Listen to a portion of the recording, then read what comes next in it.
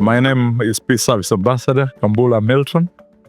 I want to address the country that the upcoming 2026 elections are very crucial and strategic to the future of our country. I want to first of all thank all the political parties that have presented candidates to be able to provide leadership in different competitions that are going on. But I also want to thank the Ugandans who are now playing their roles in different political parties to select and give responsibility to these members to compete peacefully. 2026 elections in Uganda will be peaceful. The report we have indicate that now the people are ready for elections. But the question that we have, that we must ask all of us, is the challenge of the quality of the members political parties are presenting to the country. So that you and me vote them. I must tell the country that we are going into a very difficult phase of our democracy where we must protect what is important in the history of our country. One, the values that built Africa are all coming down and lowering. And so every time values are getting lost in the leaders, in the candidates, then we get worried, some of us. The display of members while competing with one another is becoming violent, is becoming more of commercial than demonstrating our culture, our values, and our visions we have for the country, our plans and our missions that we want to present to become the basis of choosing Mr. or Mrs. Y from Mr. and Mrs. X. They are not, it's just empty promises, empty politics, lack of values in them, and lack of formidable, transformative missions that we are coming because we want to transform education, and we are going to deploy the following resources, the following curriculums, the following human resource. This is the type of economy that we want to present to Ugandans that makes us superior. Economy based on community mobilization of industrial innovations versus the emptiness of a category of members who are only to talk their views in relation to who has eaten more and who has eaten less.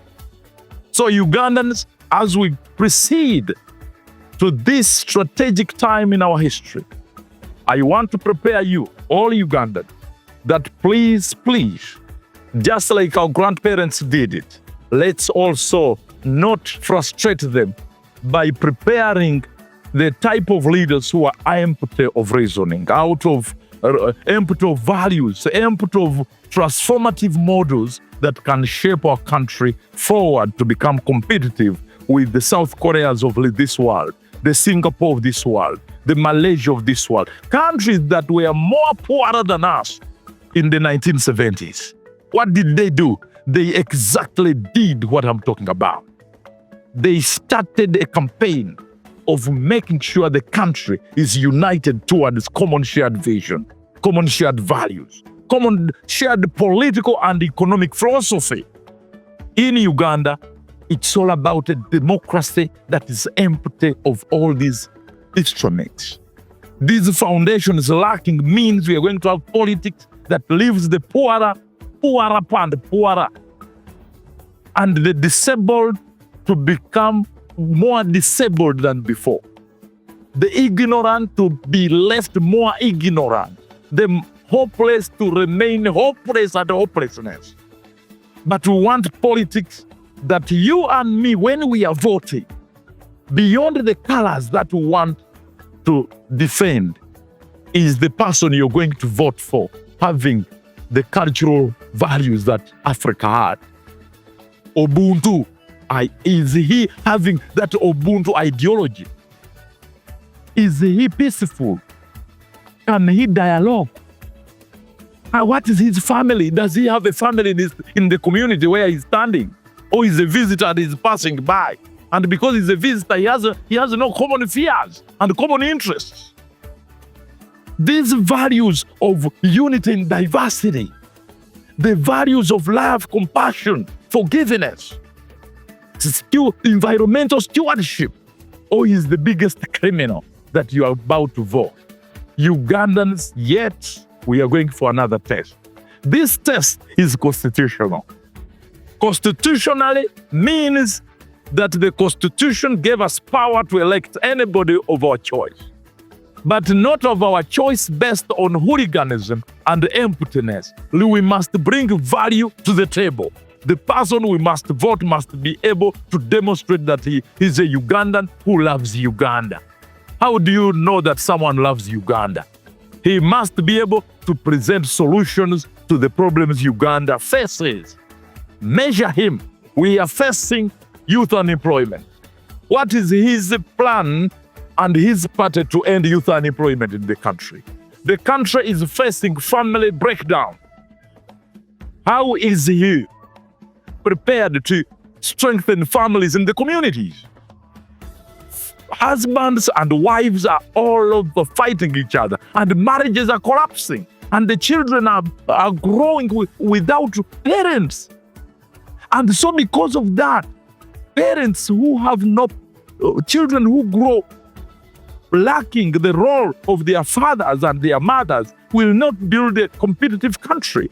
What is the plan of these political parties and these candidates in regard to making sure our families once again go back to the African traditional family, extended family values, so that mothers and fathers demonstrate their complementary role in rising families, communities, and a nation called Uganda to become the model nation to the rest of the world. As we now draw for elections, please, Ugandans, remain peaceful. Remain peaceful. Do not allow these many colors and the many political parties and the many candidates from what they are speaking to divide you. Please remain united. Remain as a one family under God. Because above the politics, there is one superior God who created you and me. And so his vision to us is to see us live together in peace. Together we live with each other in harmony. Live with each other to support each other, lifting each other up, not pulling each other down. So political parties which come to you with a microphone that, hey, this tribe is bad, this religion is bad, is trying to, you bring a politics of the 1888, you remember, which divided the country, and up to today we have never healed. We rather have no politics on the table, rather to have an ideology that must guide the type of politics that we are talking about here. Politics of unity, politics of transformation of our economy, of our talents, politics of rising the innovations from our children by focusing on using our local available natural resources to start manufacturing cars, manufacturing our own motorcycles, building our own houses, by making sure that every village has capacity to dress its own people. That's the type of politics we want. So anybody who comes without talking these issues, that is presenting solutions to already a frustrated nation, should be put aside. Put aside peacefully. Do not attack them. Do not communicate falsehood that so and so, false, but just keep quiet until that day. Vote peacefully, vote on purpose, vote on values, vote on innovations, vote to make sure that the Uganda you want to see in the next 5 years. If your community has poor roads, no water, no electricity, all the higher hospitals, vote for that candidate that is going to really push the budget in parliament, so that at least At the end of the day, the national budget has also a representation of a cost towards road construction in your village, water source, hospitals, stability of your families, environmental conservation. That's what is called 21st century politics. But empty politics that is just focusing on abusing each other, attacking each other, who's driving a better car, who's dressing well, but without a vision for the country. That Uganda can be one, and Uganda can take care of the rest of the world. Uganda can feed the rest of the world, and Uganda can feed everybody. Then those are not the type of Uganda. They are not part of us. They are a weak breed.